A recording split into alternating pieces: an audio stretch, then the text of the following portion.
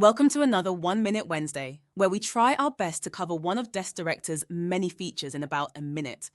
Today, I'll guide you through creating custom email templates using Desk Director. Let's make your emails truly yours. First, log into your admin console and navigate to Email, then Custom Template. Choose the template event you want. For example, Reset Password. Then click New Template. Ensure you're in the correct category as templates are event-specific.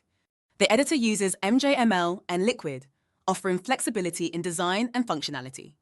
Import a sample template by clicking the ellipses and select an Import Sample Template. Customize it to fit your needs. Modify the content as desired and use the split view to preview changes. Once satisfied, click Save. Your custom template is ready to enhance your notifications. That's all for today's 1 Minute Wednesday.